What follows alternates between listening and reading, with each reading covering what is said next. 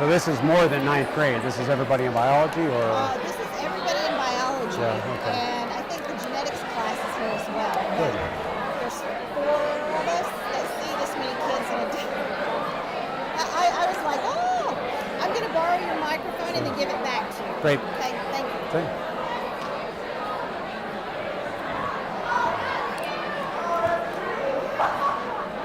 Good afternoon. Hi, guys.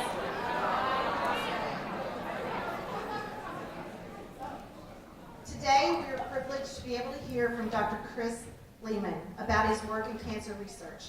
Dr. Lehman has had over 30 years of experience in this field, published numerous articles, is the inventor of numerous drug-targeting therapies, and was the recipient of the 2015 American Chemical Society's Award for Cancer Research. He has worked at companies such as GlaxoSmithKline, Ionis Pharmaceuticals, and for the past 19 years, Indecyte, right here in West Lafayette. Not only is he an award-winning scientist, but he's also Evan's father. Can you wave to us from the crowd, Evan? Where are you? There he is.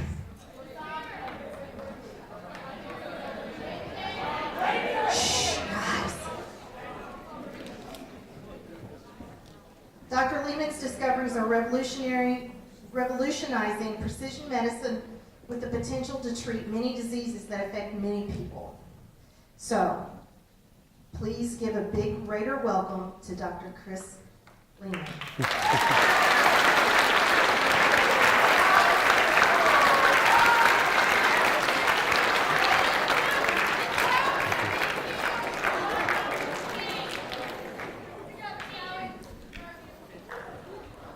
All right, did I get you guys out of class today? I was expecting only ninth graders here, but I guess I got a mix of everybody. Well, it's a pleasure here. I thank Ms. Cowan for the invitation. And I know quite a few of you here. I've coached softball, baseball for a number of years, so I recognize a lot of faces. All you guys are getting too grown up. So this is a different hat that I'm going to wear today outside of coaching. I'm going to tell you a little bit about cancer research. And I know you've done this, or at least reviewed some of the concepts of cancer recently, and for those of you older students probably have seen it a few times. I'm going to try to put it into a different context. It's one thing to learn it in a textbook, to memorize facts and to forget it. Or maybe you'll retain a few things if you certainly don't use those facts very often. But what I'm going to try to do is integrate some of the facts that you just recently learned into what I'm doing, and hopefully inspire a few of you, if not all of you, to go into an interesting field like this. So, targeting drugs. I first want to introduce this topic, and of course, there we go. All right. Just a few words about cancer in general. If you haven't already experienced this, at some point in your life, you're going to know someone close to you that gets cancer. Cancer is a bad word, but every day that goes by, more and more exciting advancements have occurred that allow people to live longer and in some cases get cured. There's a fascinating field which I'm going to end up my talk today dealing with immunotherapy, which the immune system in your body is probably the best drug your body will ever have, and I'll tell you why towards the end of my talk.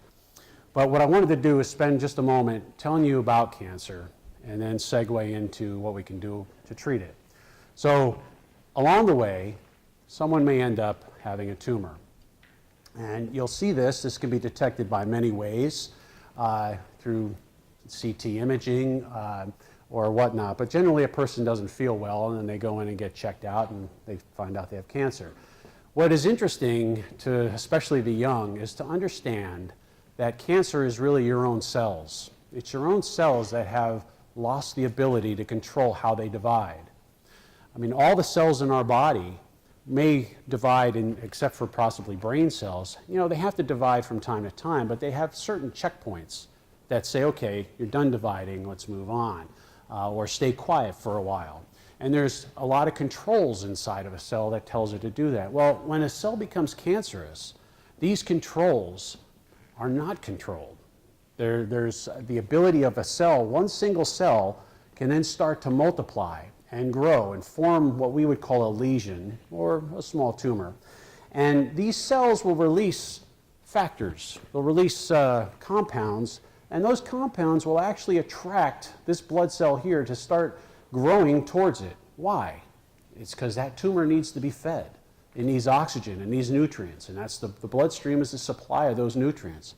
And so in time, what you'll see is that tumor, there we go, that tumor, which starts over here, all of a sudden maybe one of these other cells will come out into the bloodstream and go for a little travel throughout the body, and then it'll make a right turn and go outside that blood vessel and form another tumor. We call that metastasis.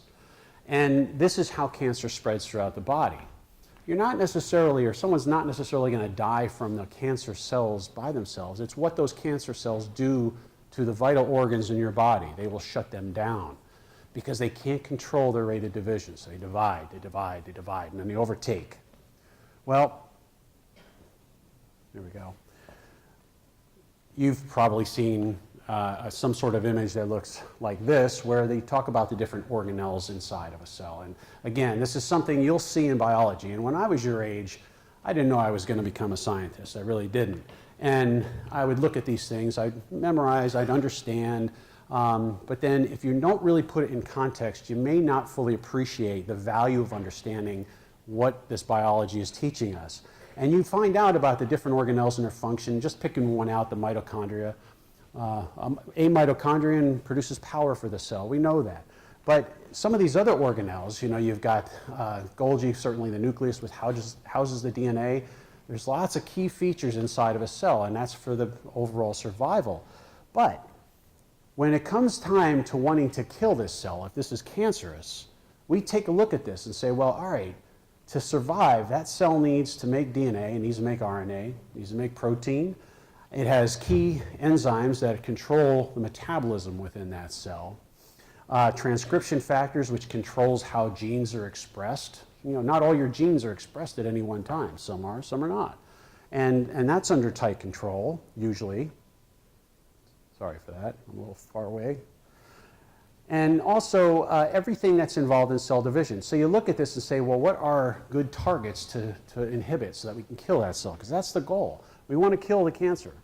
Here we have another image of a cell, and you can see that on the surface there's proteins, and these proteins, some of them are receptors, some of them are transporters, some of them are just there as tags. But we do know that if this is, for example, a growth factor receptor, if something binds to that receptor, it will trigger a cascade of events. We call this signaling. It will cascade these signals inside the cell to tell it to do something. All right, so if insulin binds to your cell, it will trigger what? Glucose to come in. If this one growth factor, called epidermal growth factor receptor, if that binds its ligand and triggers all this communication here from the cell surface to the nucleus, it may tell that cell to divide. And guess what? Cancer, which is derived from your normal cell, has this ability. But whereas your normal cells won't do this, or they will be under tight control, this cancer cell will keep growing. So I want to talk to you about what we can do to treat cancer. Because if you see someone that has cancer, and actually it's very close to me. I didn't, again, know I was going to be a scientist. I thought I'd go into medicine just for the hell of it. I didn't really have a goal. But 2 years into college, Evan's grandmother, who he never met, because she died 17 years before he was even born, my mother, she died from pancreatic cancer. And she was younger than I am now. It took her life in 5 months. And that's why I said in the beginning, when you understand, you meet people or know people, your family, your friends that get cancer, when they get treated with drugs, most of the drugs do nothing but make the person sick. Maybe they'll live another month, maybe 2 months, but they have to endure all that toxicity. And that's exactly what I saw when my mother was treated. Lots of toxicity. And in the end, she didn't live very long. So going through that experience, I said, all right, you got a choice. I had a choice. I could do nothing about it and accept it, or I can change the course of my life and maybe try to do something about it. And so I want to share with you a little bit about that. First, I want to contrast and compare what the traditional chemo is to the targeted chemo. And a targeted chemo is really why I'm here. Non-targeted chemo, if you have an injection, if someone gets an injection, and for this illustration, the drug is red. You inject that, and that drug goes everywhere. It goes into all your tissues. It goes into tissues you don't want that drug in. And chemo is essentially poison. It is meant to kill. So you don't want that in your liver. You don't want it in your kidney. You don't want it in any of your normal tissue if you can help it. You know, this was the early stages of chemo, and so it does go everywhere. And, you know, people lose their hair. People have bad gastrointestinal toxicity. They throw up. And, you know, these are tissues that kind of are replaced faster than some of your other tissues. And so you get this toxicity because the poison is not targeted. It goes everywhere. And in the old days, you know, this is a